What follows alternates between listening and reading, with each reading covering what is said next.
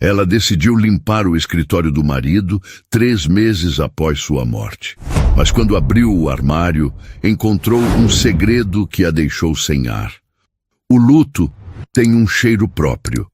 É uma mistura de poeira fina que se assenta sobre os móveis, do perfume de alguém que já não anda pela casa e do ar estagnado de um cômodo que permanece fechado por tempo demais.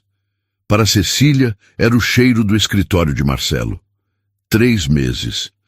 94 dias, para ser exata, desde que o mundo dela se partiu em um antes e um depois. Antes, havia o riso de Marcelo ecoando pelo corredor, o som dos seus passos firmes no assoalho de madeira, o calor da sua presença ao lado dela na cama. Depois, havia apenas o silêncio. Um silêncio pesado, denso, que parecia ter engolido todas as cores e sons da casa em Belo Horizonte. A decisão de finalmente abrir aquela porta não foi um ato de coragem, mas de pura necessidade. A vida, com sua teimosia implacável, continuava a exigir coisas, contas a pagar, documentos a organizar, um futuro a ser minimamente planejado. E o escritório de Marcelo era o epicentro desse caos burocrático. Ele sempre fora o homem dos papéis, das planilhas, da organização metódica. Cecília, por outro lado, era a mulher dos sentimentos, das artes, do caos criativo. Eram o contraponto perfeito um do outro.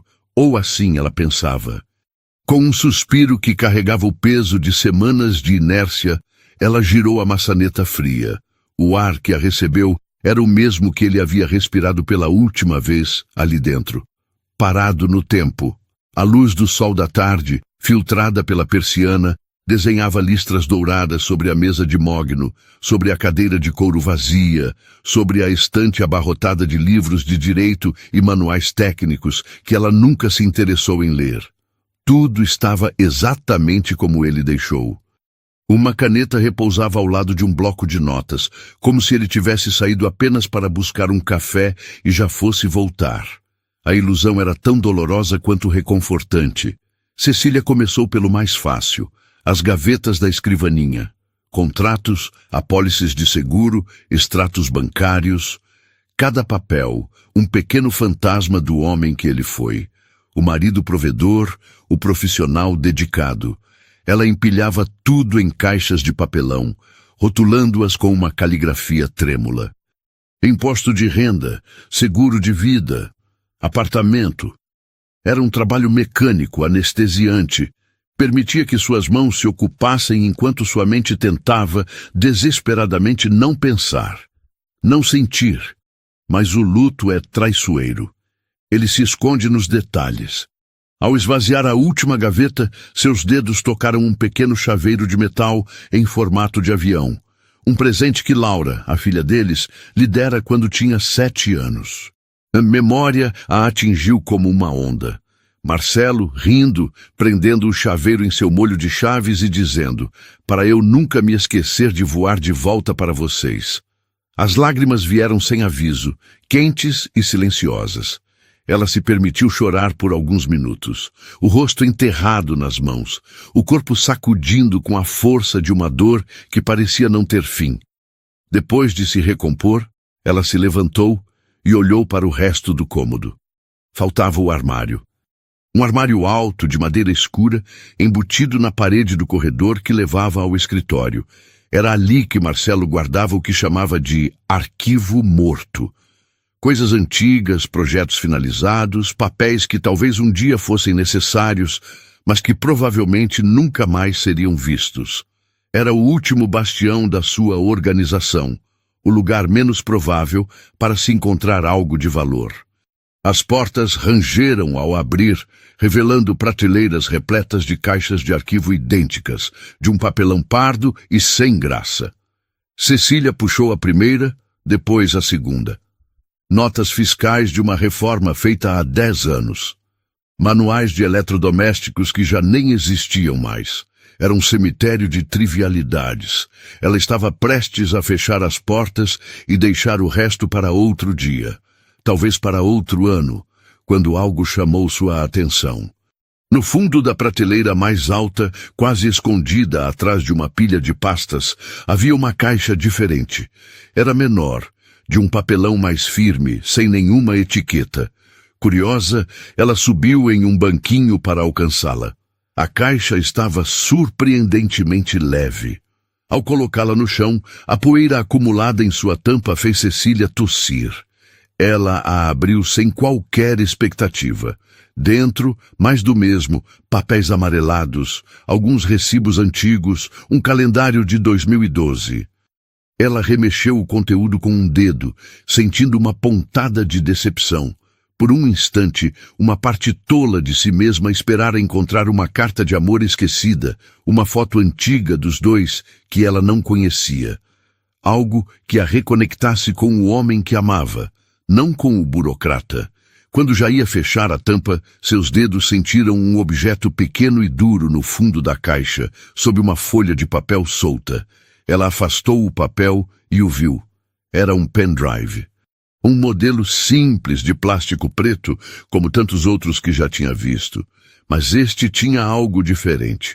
Colada em sua superfície, havia uma pequena etiqueta branca, daquelas usadas para precificar produtos. E nela, escrita com a caligrafia inconfundível de Marcelo, uma caligrafia que ela reconheceria em qualquer lugar, havia uma única palavra: essencial. Cecília ficou olhando para o objeto em sua mão. Essencial. Que tipo de arquivo morto era considerado essencial? E por que estaria escondido ali, no fundo de uma caixa esquecida, no armário mais ignorado da casa? Marcelo era um homem de tecnologia, mas usava a nuvem para tudo o que era importante. Pendrives eram para ele ferramentas de transporte, descartáveis. Ele jamais guardaria algo essencial em um dispositivo tão frágil e antiquado. A menos que o conteúdo não devesse estar na nuvem. A menos que não devesse ser encontrado. Um calafrio percorreu sua espinha, uma sensação estranha que não era luto nem saudade. Era algo novo, afiado, uma premonição. O coração de Cecília começou a bater mais rápido, um tambor surdo no silêncio do corredor. O pendrive em sua mão parecia pesar 1 tonelada. A palavra essencial, escrita com a tinta azul agora desbotada, parecia zombar dela. Essencial para quem? Essencial por quê? Ela se levantou, o corpo rígido, e caminhou de volta para a mesa do escritório. O sol já se punha, e a luz que entrava pela janela agora era alaranjada, lançando sombras longas e distorcidas pelo cômodo. Sentou-se na cadeira de Marcelo e olhou para o laptop dele, fechado sobre a mesa. O ar pareceu ficar mais denso, mais difícil de respirar. Aquele pequeno objeto de plástico preto em sua mão não era mais apenas um dispositivo de armazenamento. Era uma porta. Uma porta para um cômodo na vida de seu marido que ela nunca soube que existia. E ela sabia, com uma certeza que gelava sua alma, que ao abrir aquela porta, a imagem do homem que ela amou por 25 anos poderia se despedaçar para sempre. A primeira pista de que o luto era apenas o começo de sua jornada havia acabado de se materializar em sua mão. Com um movimento que pareceu exigir toda a sua força de vontade, ela estendeu a mão e abriu o laptop de Marcelo. A tela se iluminou, exibindo a foto que ele usava como protetor de tela, uma imagem dos três, ele, Cecília e Laura, sorrindo em uma praia de Trancoso, anos atrás. O sol, o mar, a felicidade estampada em seus rostos. Aquele homem sorridente com o braço ao redor dela guardava um segredo essencial em um pendrive escondido. Quem era ele de verdade? Seus dedos tremiam tanto que ela errou a senha 2 vezes. Na terceira tentativa, a área de trabalho familiar apareceu, com seus ícones organizados em fileiras perfeitas. Ela inseriu o pendrive na porta USB. O som do sistema operacional reconhecendo o novo dispositivo foi anormalmente alto no silêncio do escritório. Um clique duplo no ícone que surgiu na tela e uma única pasta se revelou. Não tinha um nome, apenas um símbolo genérico. O coração de Cecília martelava contra suas costelas, uma ave aprisionada tentando escapar. Ela respirou fundo, o ar entrando em seus pulmões como vidro moído, e abriu a pasta. O conteúdo se espalhou pela tela, uma constelação de arquivos digitais que imediatamente começou a reescrever 25 anos de sua vida. Havia subpastas nomeadas por anos: 2015, 2016, 2017, até o mais recente, 2024. E dentro de cada uma, um mosaico devastador de uma vida que não era a dela.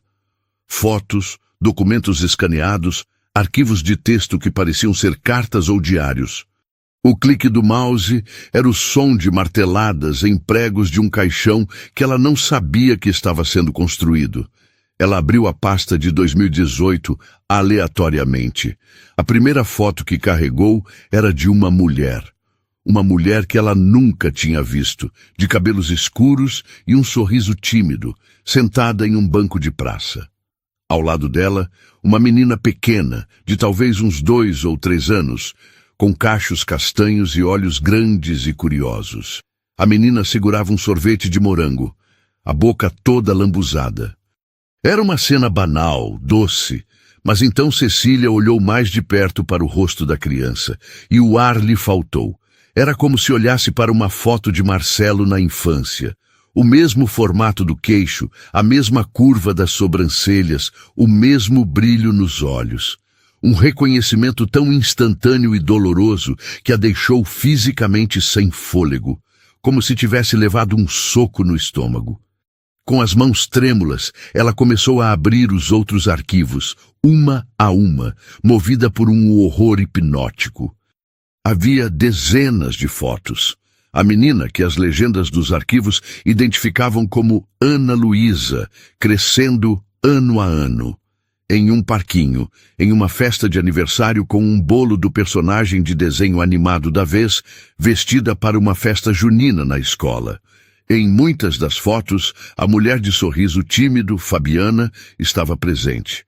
Marcelo não aparecia em nenhuma delas, mas sua presença era um fantasma em cada imagem. Ele era o fotógrafo. Ele estava lá, vivendo aquilo. Então vieram as cartas. Não eram cartas de amor apaixonadas, cheias de promessas febris. Eram algo muito pior, muito mais íntimo e metódico. Eram e-mails salvos em formato de documento, endereçados a Fabiana. Neles, Marcelo perguntava sobre a tosse de Ana Luísa, se o novo remédio para a asma estava funcionando. Comentava sobre o boletim escolar da menina, elogiando suas notas em ciências. Combinava o pagamento do aluguel, da escola, do plano de saúde. Eram as comunicações de um pai. Um pai presente, cuidadoso, constante. Um pai que ele também era para Laura, mas em um universo paralelo e secreto. Querida Fabi, começava um dos e-mails. O dinheiro para o material escolar já deve ter caído na sua conta. Vi a foto que você mandou do desenho dela. Diga à nossa pequena artista que o pai dela está muito orgulhoso. Cuidado com a friagem esta semana. Não se esqueça do casaco dela. Com carinho, M. Nossa pequena artista. O pai dela. As palavras saltavam da tela e a esfaqueavam. Cada frase era uma prova irrefutável de uma traição que não era apenas carnal, um erro passageiro. Era uma traição de vida. Marcelo não tinha apenas tido um caso, ele tinha construído outra família, uma família mantida nas sombras, financiada discretamente, documentada meticulosamente naquele pendrive escondido. A organização dele, a sua famosa metodologia, não era apenas para o trabalho e para a vida deles, era também para gerenciar seu segredo. Cecília sentiu uma onda de náusea. Levantou-se abruptamente, a cadeira rolando para trás e batendo na estante, e correu para o banheiro do corredor. Apoiou-se na pia fria, ofegante, olhando para seu próprio reflexo no espelho. O rosto que a encarava era o de uma estranha. Uma mulher de 53 anos, com novas linhas de expressão forjadas pelo luto, e agora, pela mais profunda das humilhações. Quem era ela? A esposa? A oficial? A enganada? Todas as suas memórias, todos os momentos que ela guardava como sagrados, estavam agora contaminados. O jantar de aniversário em que ele pareceu distraído, a viagem que ele cancelou em cima da hora por causa de um imprevisto no trabalho, as noites em que chegou tarde, alegando reuniões intermináveis. Tudo ganhava um novo e sórdido significado. Ela voltou ao escritório, sentindo-se esvaziada, oca. A raiva ainda não tinha chegado. Por enquanto, havia apenas um choque gelado, uma dor tão vasta que parecia não caber em seu corpo. Ela continuou a clicar, a ler, a ver. Encontrou comprovantes de transferência bancária, um contrato de aluguel de um pequeno apartamento em um bairro que ela mal conhecia, em Contagem, na região metropolitana. Encontrou até mesmo uma cópia da certidão de nascimento de Ana Luísa. Campo do pai, em branco. Um detalhe legal que era, ao mesmo tempo, uma proteção e a mais cruel das negações. Ele a reconhecia em segredo, mas a negava para o mundo. A dor era multifacetada. Havia a dor da traição, a quebra da confiança que era a base do seu casamento. Mas havia também uma dor estranha, quase uma inveja, ao ler a preocupação dele com a asma da menina, com seus estudos. Era o Marcelo que ela conhecia, o homem cuidadoso e protetor. Mas ele estava aplicando esse cuidado a uma vida inteira da qual ela fora excluída. Ela não era apenas a esposa traída. Era a pessoa deixada de fora, a ignorante, a única que não sabia. E o que isso dizia sobre ela, que era tão cega, tão fácil de enganar? O som da chave na porta da frente a sobressaltou. Laura. O coração de Cecília deu um salto de pânico. Ela rapidamente fechou todas as janelas na tela do computador, minimizando a pasta reveladora, e ejetou o pendrive, segurando-o com força na mão fechada. Era tarde demais. Laura já estava na porta do escritório, a mochila pendurada em um ombro, o rosto adolescente marcado por uma carranca. "O que você está fazendo?" A voz de Laura era cortante, acusadora. Ela olhou para a desordem, para as caixas de papelão, para o rosto pálido da mãe sentada na cadeira do pai. Eu só estava começando a organizar as coisas dele, filha. Os papéis." Cecília gaguejou, a voz fraca, irreconhecível para si mesma. "Organizar?" Laura cuspiu a palavra como se fosse um insulto. "Você quer dizer mexer em tudo, revirar tudo? Ele mal se foi, mãe. Você não pode nem esperar um pouco? Deixar as coisas dele em paz?" "Laura, é necessário. Há contas, documentos." "Não, não é." Laura deu um passo para dentro do cômodo, os olhos brilhando de lágrimas furiosas. "Você não suporta mais ver as coisas dele, é isso? Quer apagar ele daqui o mais rápido possível." "Não é verdade. Você sabe que não é." A injustiça da acusação, somada ao turbilhão de emoções que a consumia, fez a voz de Cecília subir. "Eu amava o seu pai." "Amava? Então por que está profanando a memória dele?" Laura gesticulou para a cadeira, para a mesa. "Esse era o lugar dele, o santuário dele. E você está aqui, remexendo em tudo como se fosse lixo. Vai jogar tudo fora, mãe?" Cada palavra era uma punhalada, mas Cecília não podia se defender. Como poderia explicar o que havia encontrado?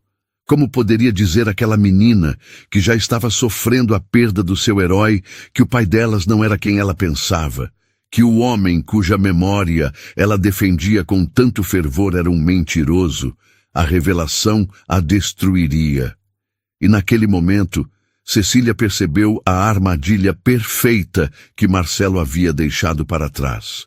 Ao esconder seu segredo, ele não apenas protegeu a si mesmo, ele a aprisionou. Se ela contasse, destruiria a filha.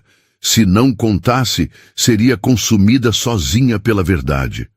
Ela apenas balançou a cabeça, incapaz de formular uma resposta. O pendrive em sua mão parecia queimar. Era o segredo, a prova, a arma que poderia destruir tudo. E Laura, vendo o silêncio da mãe não como choque, mas como culpa, interpretou-o da pior maneira possível. Eu não acredito em você, disse ela, a voz embargada de dor e raiva. Eu vou para a casa da vovó. Pelo menos lá eles respeitam o papai. E com isso, ela se virou e saiu batendo a porta, deixando Cecília sozinha no escritório escuro, no meio dos destroços de duas vidas, a que ela pensava que tinha e a que acabara de descobrir. Nos dias que se seguiram à partida de Laura para a casa dos avós, a casa mergulhou em um novo tipo de silêncio. Não era mais o silêncio reverente do luto, mas um silêncio hostil, carregado de ressentimento e palavras não ditas. Cecília se movia pelos cômodos como uma sonâmbula, o peso do segredo de Marcelo pressionando seus ombros, tornando cada respiração um esforço consciente. O confronto com a filha a deixara devastada. Laura, em sua dor adolescente e idealizada, a transformara em vilã, a profanadora da memória sagrada do pai. E Cecília, para protegê-la, aceitava o papel em silêncio, um mártir em um altar que ela mesma não escolhera. A raiva, que estivera adormecida sob a camada de choque, começou a despertar. Raiva de Marcelo. Raiva por sua covardia, por sua traição meticulosamente planejada. Ele não apenas a enganara, ele a encurralou, deixando-a como a guardiã de uma verdade que poderia aniquilar a própria filha.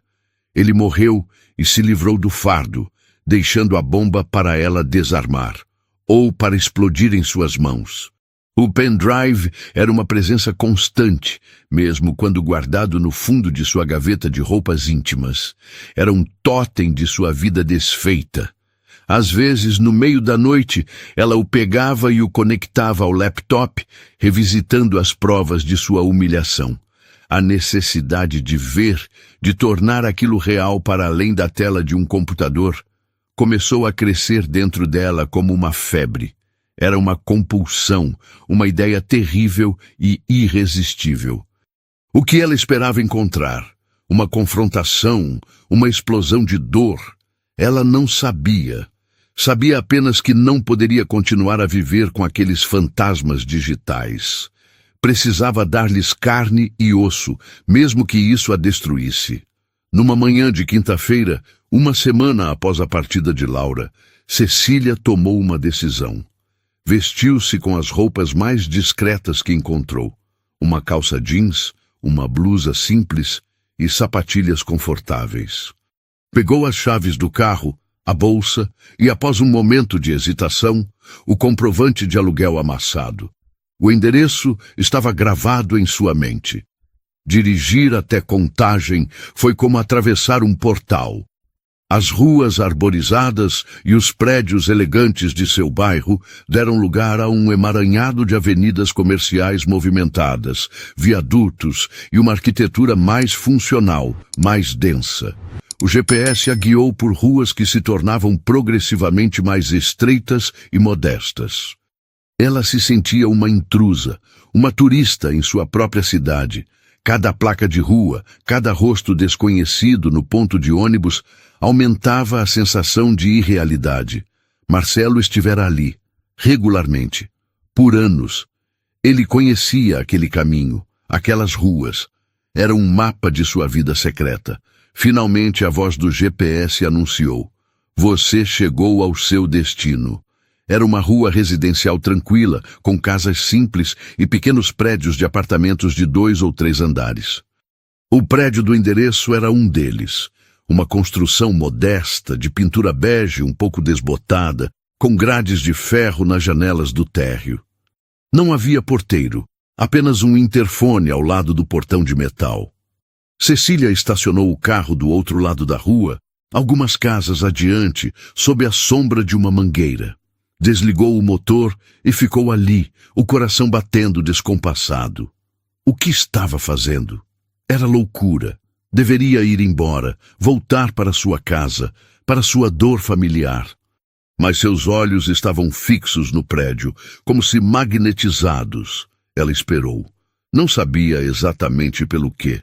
Talvez uma parte dela ainda torcesse para que tudo fosse um engano colossal, um mal-entendido. O sol do meio-dia esquentava o interior do carro.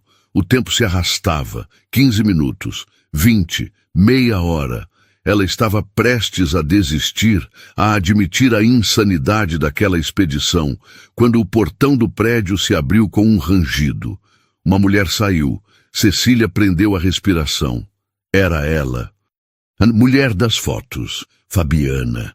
Na vida real ela parecia mais cansada do que nas imagens, com olheiras suaves sob os olhos, mas o mesmo sorriso tímido se esboçou quando ela se virou para falar com alguém que ainda estava para sair. E então ela saiu. A menina, Ana Luísa. Estava maior do que nas últimas fotos do pendrive, talvez com seus 9 anos agora. Usava um uniforme escolar azul e branco e carregava uma mochila rosa nas costas. Ela falava animadamente com a mãe, gesticulando com as mãos. E então ela riu, uma risada aberta, infantil, e naquele momento o mundo de Cecília se inclinou sobre seu eixo. Não era apenas a semelhança que a atingiu, embora fosse inegável. Era a totalidade da criança. A maneira como sua cabeça se inclinava para o lado quando ouvia, o jeito como seus ombros se mexiam quando ria, eram os trejeitos de Marcelo, eram os mesmos trejeitos de Laura. Era como ver um eco, um reflexo de sua própria filha, de seu próprio marido, em uma pessoa estranha, do outro lado da rua, a prova viva, ambulante, da mentira dele. Cecília sentiu o ar ser expulso de seus pulmões. A cena era tão doméstica, tão normal. Uma mãe levando a filha, provavelmente para a escola. Elas caminharam pela calçada, a menina saltitando à frente, e viraram na esquina, desaparecendo de vista. E Cecília ficou para trás, sozinha no carro, completamente despedaçada. A visão daquela criança feliz, daquela semelhança esmagadora, tornou tudo irrevogavelmente real. Não era mais um segredo digital, um conjunto de arquivos. Era uma menina com uma mochila rosa e uma risada que ecoava a de sua própria filha.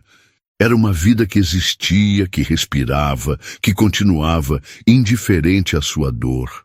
Ela não soube por quanto tempo ficou ali, paralisada. O trajeto de volta para casa foi um borrão. Ela dirigiu no piloto automático, a mente um turbilhão de imagens. O sorriso de Fabiana, a mochila de Ana Luísa, os olhos de Marcelo no rosto daquela menina. Ao chegar em casa, a solidão a acolheu como um sudário. A raiva havia se dissipado, substituída por uma dor profunda e oca, uma sensação de perda que ia além da morte de Marcelo. Era a perda da sua própria história, da santidade de suas memórias. Ela precisava de um elo com o passado. Um elo com a verdade, ou com o que ela pensava ser a verdade. Foi então que se lembrou do baú. Um velho baú de madeira que eles compraram em uma loja de antiguidades em Tiradentes, no início do casamento. Era onde guardavam suas recordações mais preciosas. A primeira foto que tiraram juntos, os convites de casamento, os sapatinhos de lã de Laura, cartas trocadas nos primeiros anos de namoro. Era a cápsula do tempo do amor deles. Com o coração pesado, ela o arrastou do fundo do closet. A madeira rangeu quando ela levantou a tampa pesada. O cheiro de cedro e papel antigo encheu o ar. Lá estavam as relíquias de sua vida a dois. Ela remexeu com cuidado, os dedos tocando as fotografias desbotadas, os bilhetes amassados. Eram testemunhas de uma felicidade que agora parecia uma fraude. Cada sorriso, cada declaração de amor, uma mentira. Ela estava prestes a fechar o baú, o coração mais pesado do que nunca, quando notou algo que não pertencia àquele acervo. Enfiado sob um álbum de fotos, havia um envelope. Era um envelope comum, branco, mas estava selado e seu nome, Cecília, estava escrito na frente, com a caligrafia inconfundível de Marcelo. Não havia data, nem remetente. Mas ela soube, com uma certeza gelada, que não era uma carta antiga. A tinta da caneta era recente, o papel estava intacto. Aquilo fora deixado ali para ela encontrar, deliberadamente. Suas mãos tremiam tanto que ela quase rasgou o envelope ao abri-lo. A folha de papel em suas mãos parecia frágil, mas continha o peso de uma década de mentiras. Cecília sentou-se no chão, ao lado do baú aberto, as relíquias de seu casamento espalhadas ao redor como destroços de um naufrágio. Ela desdobrou a carta. A caligrafia de Marcelo, geralmente tão firme e decidida, estava diferente. Havia uma hesitação nos traços, uma leve tremura que traía a fachada de controle que ele sempre se esforçou para manter. Era a escrita de um homem assombrado. Minha querida Cecília, começava a carta. As duas palavras que antes a teriam aquecido agora soavam como uma afronta. Se você está lendo isto, significa que o pior aconteceu. Significa que eu parti e deixei para trás uma bagunça imperdoável. E significa também que sua busca por respostas a levou até aqui, ao nosso baú, ao lugar onde guardamos o início de tudo. Peço que me perdoe por esta covardia final, a de falar através do papel, sem lhe dar o direito de me responder, de gritar comigo, de me expulsar de sua vida. Mas eu não poderia partir sem lhe dar a verdade. Você merece no mínimo isso. Cecília fez uma pausa, o peito apertado. A raiva e a dor lutavam por espaço dentro dela. Ele a conhecia bem. Sabia que ela não descansaria, que sua inteligência e intuição a levariam a cavar até encontrar a raiz da podridão. Não há desculpas para o que eu fiz, a carta continuava. Não há justificativas que possam apagar a dor que esta revelação irá lhe causar. Mas eu preciso que você entenda a origem, não para me perdoar, mas talvez para que um dia você possa compreender a complexidade de um erro que cresceu e criou vida própria. Lembra-se daquela fase, há alguns anos? A crise dos 40 e tantos, o trabalho me consumindo, Laura na pré-adolescência e se fechando para nós. Lembro-me de como nos sentíamos distantes, dois estranhos dividindo a mesma casa. Eu me sentia um fracasso como marido, como pai. Não estou culpando você, nem a nossa história. A culpa foi minha. Eu me senti perdido, invisível. As palavras a transportaram de volta no tempo. Ela se lembrava daquela fase. A comunicação entre eles havia se tornado puramente funcional, uma lista de tarefas e responsabilidades. Havia um abismo silencioso entre eles na mesa de jantar, na cama. Ela atribuíra aquilo ao estresse, à rotina, uma fase que passaria. Nunca imaginou que naquele vácuo outra história estivesse sendo semeada. Foi nessa época que me envolvi mais profundamente com o projeto de assistência jurídica gratuita. Era uma forma de me sentir útil, de fazer algo que importava. Foi lá que conheci Fabiana. Ela não era uma colega, mas uma das pessoas que buscavam ajuda. Uma mulher jovem, batalhadora, tentando criar o filho pequeno de um relacionamento anterior, enquanto lutava para se livrar de um ex-companheiro abusivo. Eu a ajudei com o processo, com a ordem de restrição. Conversávamos muito.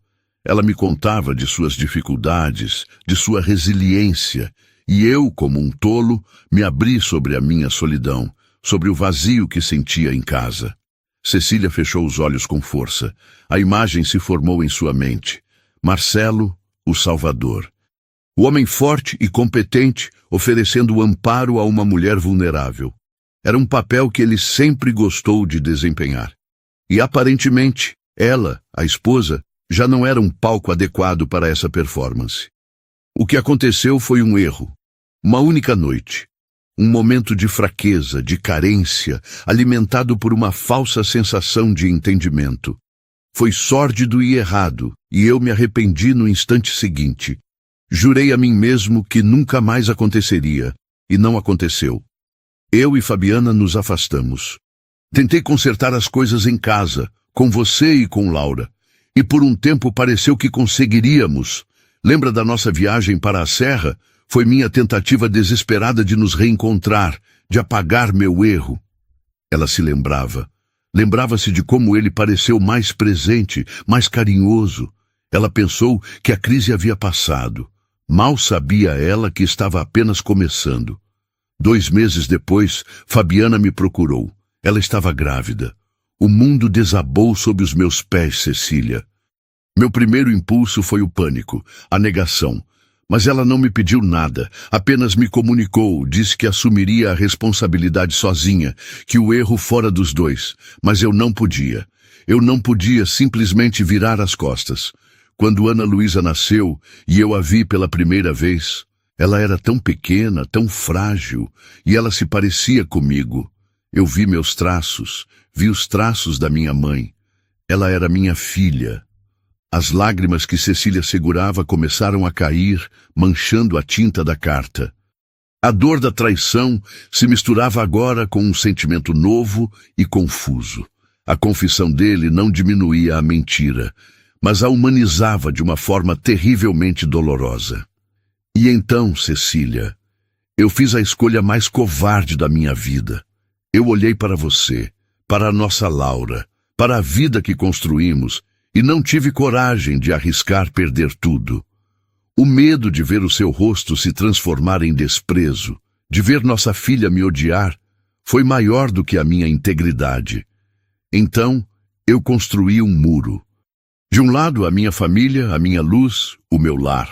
Do outro, uma responsabilidade secreta, uma vida que eu sustentava nas sombras. Fabiana nunca exigiu nada. Ela é uma mulher de uma dignidade imensa.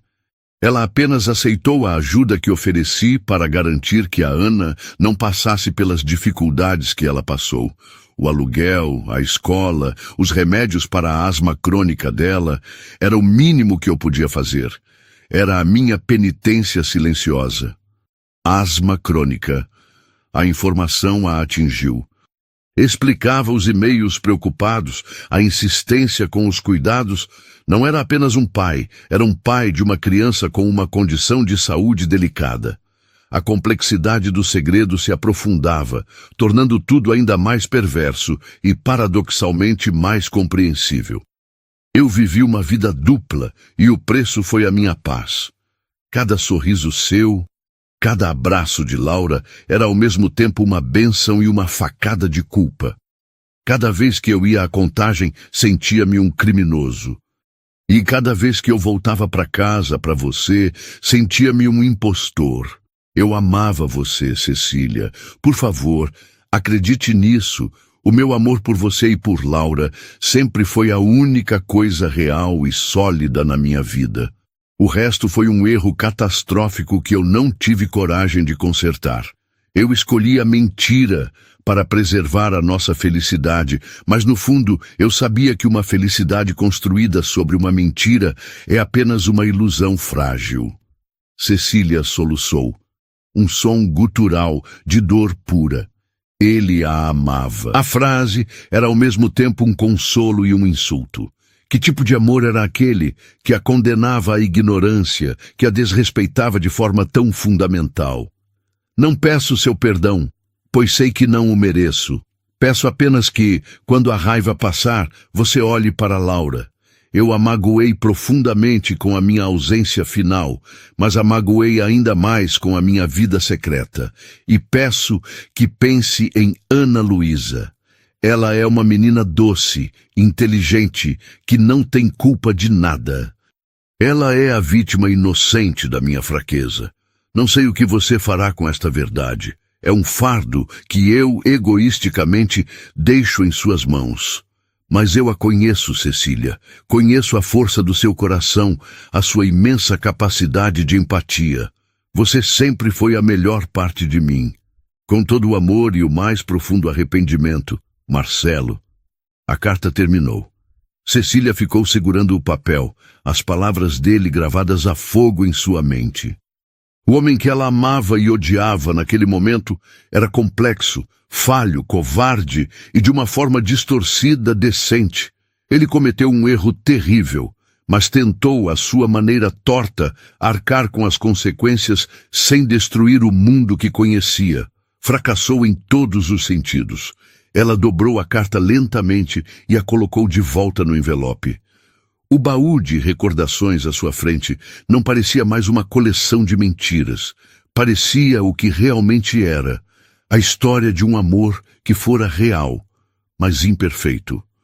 Um amor que adoeceu, que foi traído, mas que de alguma forma persistiu em meio à culpa e ao segredo. A descoberta da carta não trouxe paz, mas trouxe uma mudança de perspectiva. A raiva cega deu lugar a uma dor mais lúcida, mais profunda. Ela não era apenas a esposa enganada, era a herdeira de um problema complexo, com 2 crianças no centro de tudo. A pergunta que a assombrava agora não era mais por que ele fez isso, mas sim, o que eu faço agora? A resposta, ela sabia, não estava naquele quarto nem dentro daquela casa. Estava do outro lado da cidade, em um apartamento modesto, onde uma mulher de sorriso tímido e uma menina com os olhos de Marcelo viviam uma vida que, até então, era invisível. Nos dias que se seguiram à leitura da confissão, um novo sentimento começou a se cristalizar em meio à sua dor. Uma resolução fria e inevitável. Ela precisava conhecer Fabiana, não por curiosidade mórbida, nem por um desejo de vingança. Precisava olhá-la nos olhos para entender a outra metade da história, para dar um rosto e uma voz à mulher que até então era apenas uma figura silenciosa no centro do terremoto que abalara sua vida. A decisão de ir até lá novamente não foi impulsiva como da primeira vez. Foi calculada.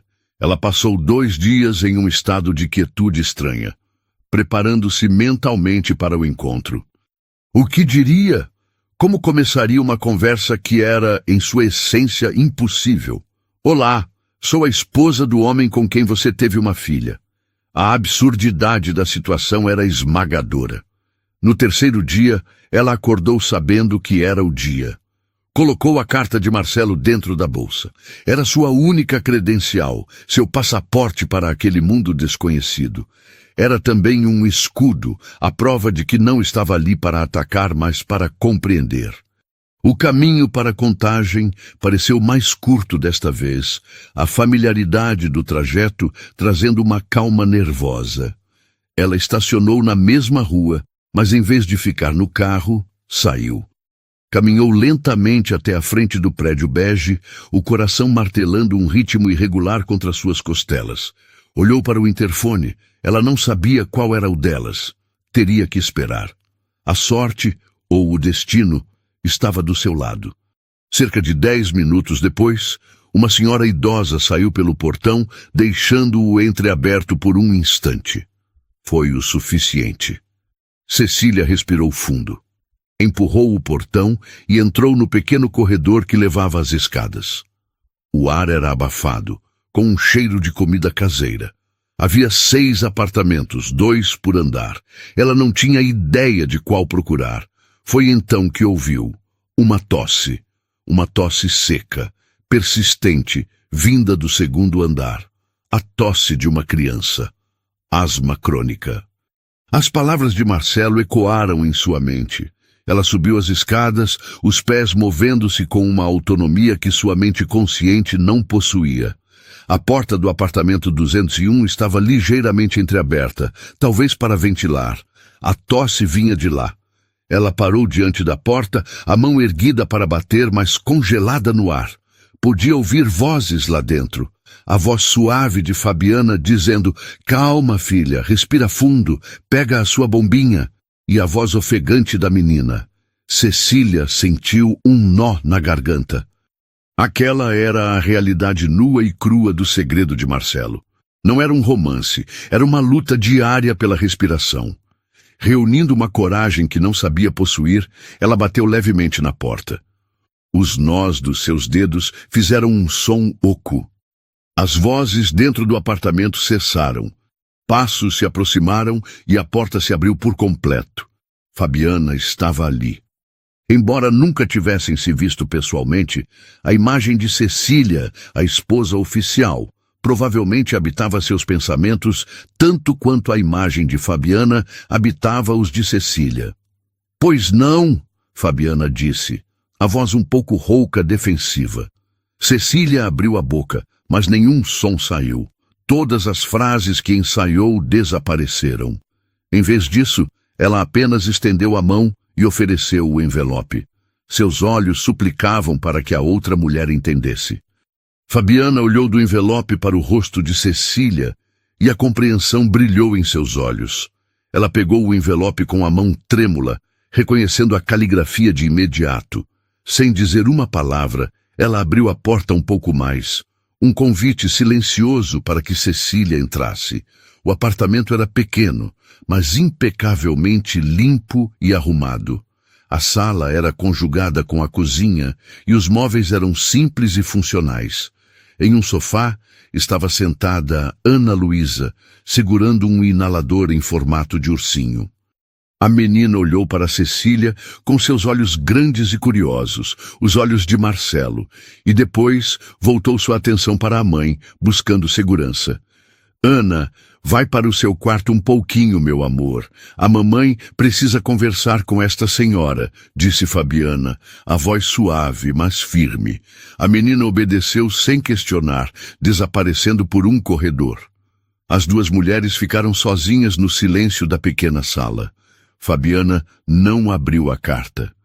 Ela a segurava contra o peito, como se soubesse o que continha. "Eu sinto muito", disse Fabiana, as palavras saindo em um sussurro. "Eu nunca quis. Eu juro que nunca quis que você passasse por isso." Cecília apenas assentiu, incapaz de falar. "Ele me disse que tinha deixado uma carta para você", continuou Fabiana, os olhos marejados. "Ele estava preocupado com o que aconteceria. Comigo, com a Ana, mas principalmente com você e com a sua filha. Ele me contou sobre a asma dela", disse Cecília, a voz finalmente saindo fraca. Um soluço escapou de Fabiana. "É crônica. Piora com o tempo seco, com o estresse. Ele sempre ajudou, pagava os melhores remédios, o plano de saúde. Eu não sei como vou fazer agora."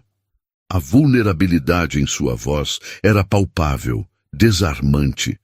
Não havia malícia ali, apenas medo e exaustão. "Ele era um bom pai para ela", afirmou Cecília, a frase saindo com uma objetividade dolorosa. Não era uma pergunta, era uma constatação. "Ele era", confirmou Fabiana, enxugando uma lágrima com as costas da mão. "Ele vinha uma vez por semana, sempre no mesmo horário. Ajudava a Ana com o dever de casa, contava histórias. Ela o adorava. Ele era o tio Marcelo, o nosso anjo da guarda. Ela não sabe que ele é o pai dela. Ele achou que era melhor assim para protegê-la."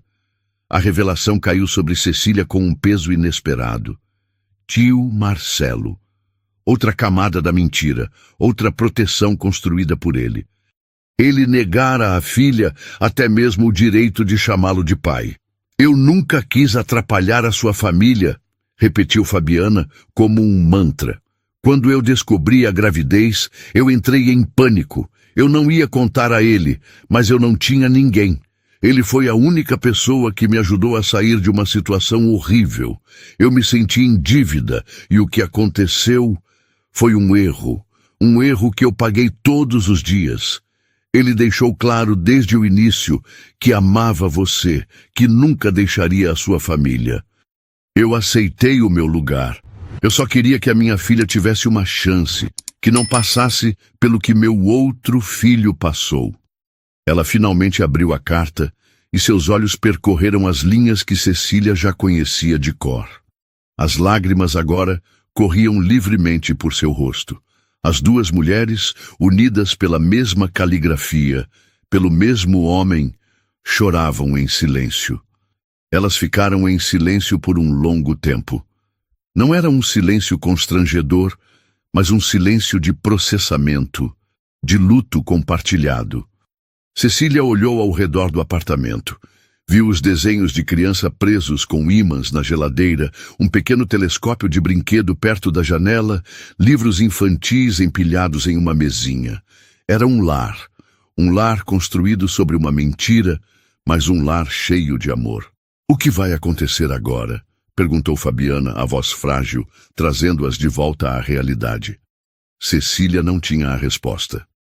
Mas ao olhar para aquela mulher, para sua dignidade em meio ao desespero, para a preocupação genuína em seus olhos, a raiva que sentia começou a se transformar em algo mais complexo.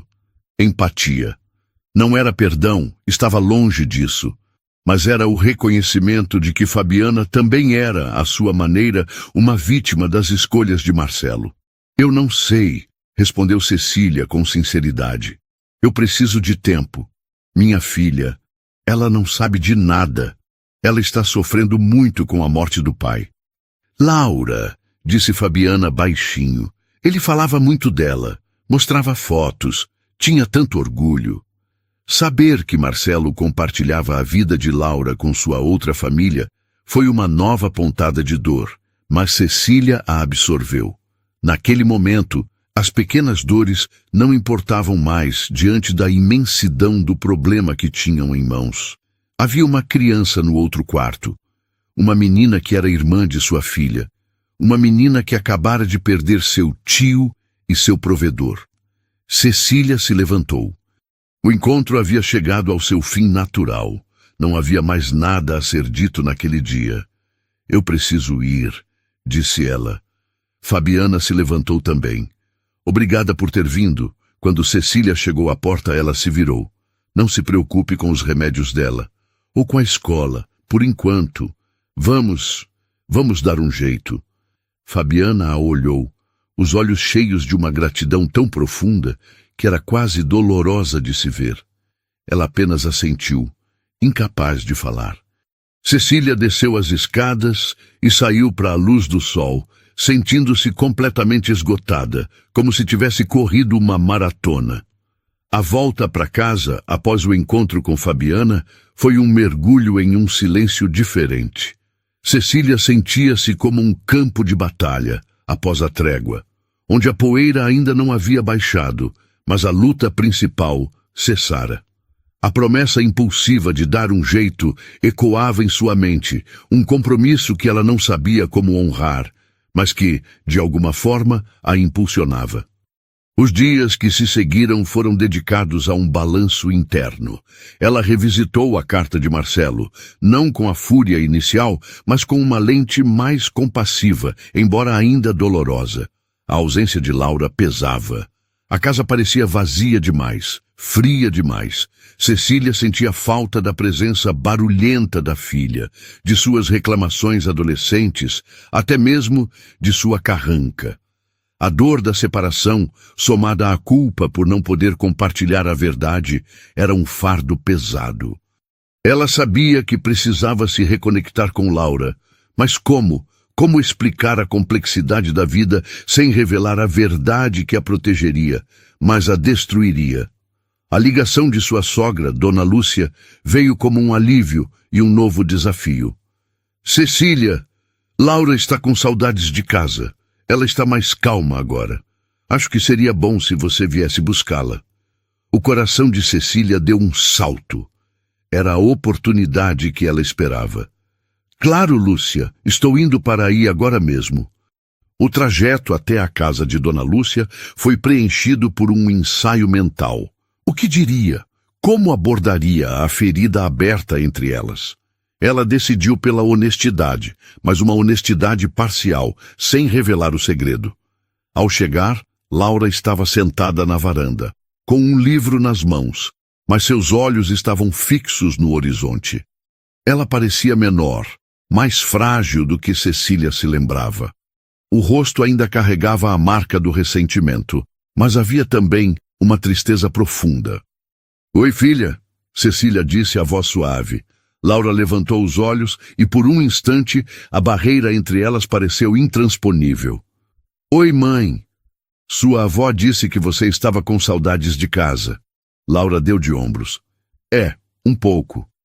Cecília sentou-se ao lado dela, mantendo uma distância respeitosa.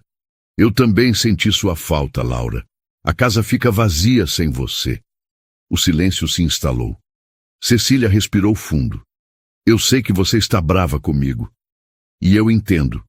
Eu entendo que você sinta que eu estava desrespeitando a memória do seu pai. Mas não era isso, filha. Nunca foi. Laura não respondeu, mas seus olhos, antes fixos no horizonte, agora estavam em Cecília, curiosos. Organizar as coisas dele é muito difícil, Cecília continuou, a voz embargada. Cada objeto, cada papel é uma lembrança, e é doloroso, mas é algo que precisa ser feito. E eu estava tentando fazer isso da melhor forma que eu podia. Eu não queria apagar o seu pai, Laura. Eu só queria entender o que ele deixou para trás e lidar com isso. Ela fez uma pausa, escolhendo as palavras com cuidado. Seu pai era um homem complexo, Laura. Como todos nós, ele tinha muitas camadas, e ele amava você mais do que tudo. Ele me amava, mas ele também era humano, e humanos cometem erros, grandes erros às vezes. Laura franziu a testa. Que tipo de erros? Erros que machucam as pessoas que amamos, Cecília respondeu, a voz quase um sussurro. Erros que ele carregou sozinho, e que de alguma forma ele tentou consertar mesmo que da pior forma. Ele não era perfeito, Laura. Ninguém é, mas ele tentou. Ele tentou ser um bom pai para você, um bom marido para mim. E ele fez o melhor que pôde, com as ferramentas que tinha. Laura olhou para ela, os olhos marejados. Eu só queria que ele estivesse aqui. Eu sei, meu amor. Eu também queria, Cecília disse, estendendo a mão e tocando o braço da filha. Laura não se afastou. Foi um pequeno gesto, mas significativo. Mas ele não está, e agora somos nós duas. E precisamos ser fortes uma pela outra. E precisamos entender que as pessoas são mais do que aquilo que vemos na superfície. Que o amor é complicado e que o perdão é um caminho longo, mas necessário. Laura se inclinou e encostou a cabeça no ombro da mãe. Eu sinto muito, mãe, por ter falado daquele jeito. Eu também sinto muito, filha, por tudo, Cecília disse, abraçando-a com força. O abraço era desajeitado no início, mas logo Laura retribuiu, e as duas choraram juntas, um choro de alívio, de reconciliação, de uma dor compartilhada que começava a encontrar um novo caminho. A volta para casa foi mais leve. Laura não sabia a extensão dos erros do pai, mas a mãe havia validado a ideia de que ele não era perfeito, que havia complexidades em sua vida. Isso, por si só, era um passo importante. 2 dias após o retorno de Laura, Cecília tomou a decisão. Não haveria um momento perfeito. A perfeição era uma ilusão que pertencera à sua vida antiga. Agora, só havia o necessário. Ela encontrou Laura na sala, deitada no sofá, navegando distraidamente pelo celular. Uma imagem de normalidade que contrastava violentamente com a tempestade que estava prestes a se formar. Laura, filha, podemos conversar? Cecília pediu, a voz mais firme do que se sentia. Ela desligou a televisão, eliminando qualquer distração. Laura sentou-se, percebendo a gravidade no tom da mãe. Aconteceu alguma coisa? Sim, aconteceu. Cecília sentou-se na poltrona em frente a ela, as mãos unidas no colo para que a filha não visse o quanto tremiam. Lembra quando eu disse que seu pai era um homem complexo e que cometeu erros? Laura assentiu, os olhos se estreitando em desconfiança. Então, eu não fui completamente honesta sobre a natureza desses erros. Eu não contei tudo porque não sabia como, e porque tive medo de te machucar ainda mais. Cecília respirou fundo. Quando eu estava organizando o escritório, eu encontrei algo que o seu pai escondeu, uma vida inteira que ele escondeu de nós. O rosto de Laura se fechou. Mãe, o que você está falando? Que vida? As palavras saíram diretas, sem rodeios. Era a única forma. Seu pai teve outra família, Laura. Ele teve um relacionamento com uma mulher chamada Fabiana. E eles tiveram uma filha. O silêncio que se seguiu foi absoluto, pesado, como se todo o ar tivesse sido sugado da sala. Laura piscou, uma, duas vezes, como se tentasse processar uma língua estrangeira. Um sorriso incrédulo e nervoso brotou em seus lábios. Isso é uma piada, né? Que brincadeira horrível, mãe. O papai não faria isso. Não é uma brincadeira, meu amor, disse Cecília, a voz embargada. A menina se chama Ana Luísa. Ela tem 9 anos. A negação no rosto de Laura se desfez, dando lugar a uma expressão de horror e traição. Seus olhos se encheram de lágrimas. Não, você está mentindo. Você está inventando isso para sujar a imagem dele, porque você estava com raiva. Eu nunca faria isso, Laura, Cecília disse, sentindo o coração se partir ao ver a dor da filha. Eu vi, filha. Eu tenho provas, fotos, e-mails. Eu fui até a casa delas. Eu a vi. A menina, ela se parece com ele. Ela se parece com você. A última frase atingiu Laura como um golpe físico. Ela se encolheu, balançando a cabeça em negação frenética. Para de falar isso. Eu não quero ouvir. O meu pai não era um mentiroso. Ele amava a gente. Ele amava Laura. Ele nos amava muito. Mas ele errou. Ele cometeu um erro terrível e não teve coragem de nos contar. Não! Laura gritou, levantando-se de um salto. As lágrimas agora escorriam livremente por seu rosto. Eu não acredito em você. Eu te odeio por estar dizendo isso. Eu odeio. Com um soluço que rasgou o peito, ela correu para o quarto e bateu a porta com uma força que fez um dos quadros do corredor balançar na parede. O som da fechadura sendo trancada foi como um tiro no silêncio da casa. Cecília ficou paralisada, o corpo tremendo, a dor da reação de Laura ecoando a sua própria dor inicial. Ela sabia que seria difícil, mas não estava preparada para o ódio, para a acusação. Deu à filha o espaço de que precisava. Deixou que as horas passassem, ouvindo os soluços abafados que vinham de trás da porta. Cada som era uma faca em seu coração. Quando a noite caiu e os soluços cessaram, substituídos por um silêncio preocupante, Cecília se levantou. Foi até o seu quarto e pegou o envelope que Marcelo deixara no baú. Era a única coisa que poderia, talvez, começar a curar a ferida que ela acabara de abrir. Ela caminhou até a porta do quarto de Laura e bateu suavemente. Filha, sou eu. Nenhuma resposta. Laura, eu sei que você está magoada e com raiva, e você tem todo o direito de estar, disse Cecília, a voz baixa, encostada na madeira da porta. Mas há algo que você precisa ver. Algo que o seu pai deixou, para mim, mas que na verdade é para nós duas. Ela esperou. Ouviu um movimento lá dentro. A fechadura girou lentamente. A porta se abriu apenas uma fresta. O rosto de Laura estava inchado, os olhos vermelhos. A raiva havia dado lugar a uma exaustão profunda e desolada. Cecília não disse nada, apenas estendeu o envelope. Laura hesitou, depois o pegou, os dedos roçando-nos da mãe. Ela fechou a porta novamente sem uma palavra. Cecília voltou para a sala e esperou. O tempo se arrastou.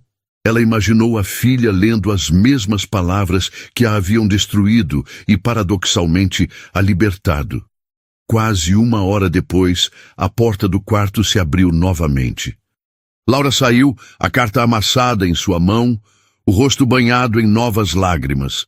Mas estas eram diferentes. Não eram lágrimas de raiva, mas de uma tristeza profunda, de uma compreensão dolorosa. Ela se aproximou e sentou-se ao lado de Cecília no sofá, encolhendo-se como uma criança. Ele realmente fez isso, sussurrou ela, a voz quebrada. Ele tinha outra filha. Sim, meu amor, ele tinha. Cecília a abraçou e, desta vez, Laura se aninhou em seus braços, buscando consolo. Eu não entendo, mãe. Como ele pôde? Eu também não entendo tudo, filha, mas a carta ajuda a ver a complexidade. O medo dele não justifica, mas explica um pouco. Ficaram abraçadas em silêncio por um longo tempo, mãe e filha unidas na mesma dor, no mesmo luto por um homem que agora conheciam de verdade. Quando Laura se acalmou um pouco, Cecília a olhou nos olhos. Filha, tem mais uma coisa. Agora que você sabe, nós não podemos simplesmente fingir que elas não existem. Laura enxugou o rosto. O que você quer dizer? Eu prometi a Fabiana que daria um jeito para os remédios da menina para a escola, e eu vou cumprir. Mas não é só sobre dinheiro. Há uma menina de 9 anos que é sua irmã, e ela não tem culpa de nada. Laura ficou em silêncio, processando. Eu sei que é difícil, eu sei que parece impossível agora, continuou Cecília, a voz calma e decidida. Mas nós precisamos dar o primeiro passo. Eu vou convidá-las, Fabiana e Ana Luísa. Para jantar aqui em casa, em alguns dias, Laura arregalou os olhos, um misto de pânico e surpresa. Aqui, na nossa casa? Sim, aqui. É o único jeito de começar a transformar essa história terrível em algo diferente. Não sei no que vai dar. Talvez seja um desastre, mas nós não podemos viver com esse fantasma para sempre. Precisamos olhá-lo no rosto. Laura não respondeu. O jantar estava marcado, e com ele, o início do resto de suas vidas. A semana que antecedeu o jantar foi uma das mais longas da vida de Cecília e Laura. A casa, agora ciente do segredo que abrigava, parecia prender a respiração. Laura alternava entre longos períodos de silêncio e rajadas de perguntas, tentando montar o quebra-cabeça de um pai que ela agora via como um estranho. Cecília respondia com uma paciência que ela mesma não sabia possuir, ancorando a dor da filha na sua própria, criando um laço de cumplicidade forjado na tragédia. O convite foi feito por telefone, uma conversa breve e tensa entre Cecília e Fabiana, onde mais foi dito nos silêncios do que nas palavras. Ficou combinado. Sábado, às 8 da noite. Quando a campainha tocou, pontualmente, um silêncio elétrico caiu sobre a sala. Cecília e Laura se entreolharam, um pacto mudo de coragem. Cecília abriu a porta. Fabiana estava parada, segurando a mão de Ana Luísa com força. A menina, por sua vez, se escondia um pouco atrás da mãe. Os olhos grandes e curiosos, os olhos de Marcelo, perscrutando o interior da casa com uma mistura de timidez e admiração. Boa noite. Entrem, por favor, disse Cecília, sua voz soando surpreendentemente calma. O ar na sala era denso, pesado, com o peso de tudo o que não era dito. Laura permaneceu enraizada perto do sofá, os braços cruzados, uma muralha de autoproteção.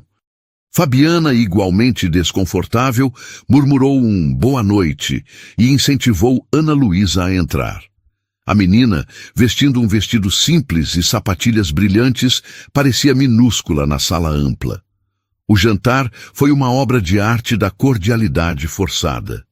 Cecília serviu a lasanha que preparara e os talheres tilintavam contra os pratos, o único som a quebrar a tensão.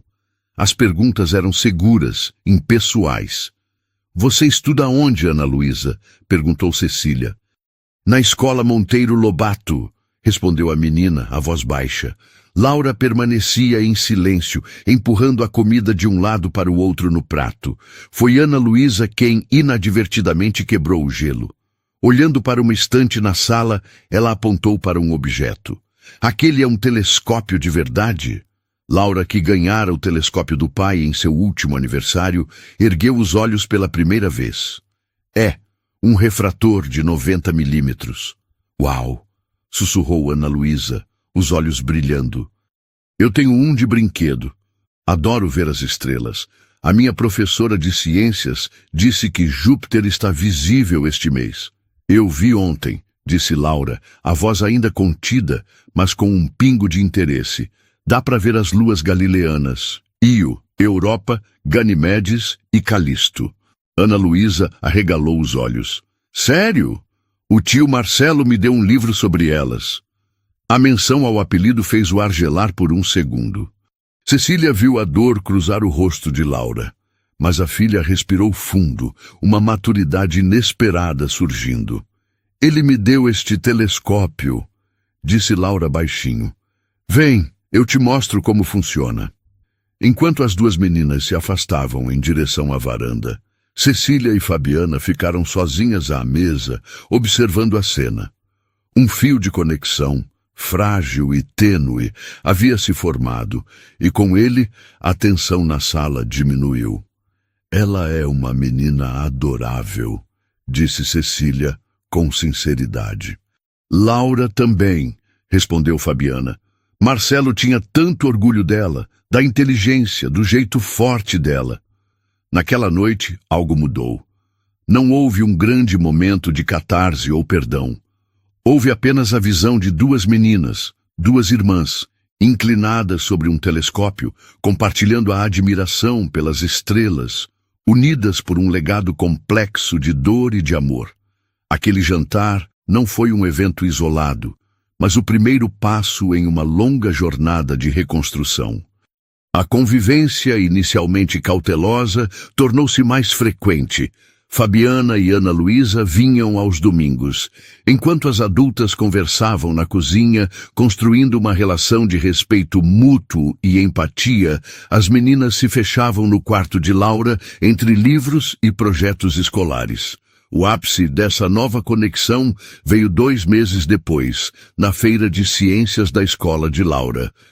O projeto dela e de Ana Luísa, construído em conjunto, era uma maquete detalhada do sistema solar, com luzes de LED para as estrelas e pequenos motores para a rotação dos planetas. Na plateia, Cecília e Fabiana assistiam lado a lado. Não eram amigas, talvez nunca fossem. Eram duas mulheres marcadas pela mesma história, aprendendo a navegar em um novo tipo de família. Uma família nascida do erro, da mentira, da dor, mas que aos poucos estava sendo sustentada pela verdade, pela resiliência e por um afeto que brotava nos lugares mais inesperados. Não houve um perdão imediato para Marcelo, nem um esquecimento da traição. A dor ainda existia, uma cicatriz que lembraria Cecília para sempre da fratura em sua vida, mas ao seu redor novos vínculos se formavam. Havia espaço para a cura. Havia a risada de duas irmãs descobrindo um universo, tanto no céu quanto entre si. E havia finalmente a possibilidade de um futuro que ninguém teria escolhido, mas que com coragem e empatia elas estavam aprendendo a construir juntas. A história delas não era mais sobre o segredo que as separou, mas sobre a verdade que, de uma forma tortuosa e imperfeita, estava começando a uni-las. Se você se emocionou com a jornada de Cecília, Laura, Fabiana e Ana Luísa, e acredita na força da empatia para reconstruir vidas, deixe o seu gostei para que essa mensagem chegue a mais pessoas. E para não perder nenhuma de nossas próximas histórias, que tocam o coração e nos fazem refletir, inscreva-se no canal e ative o sininho. Obrigado por assistir e até a próxima.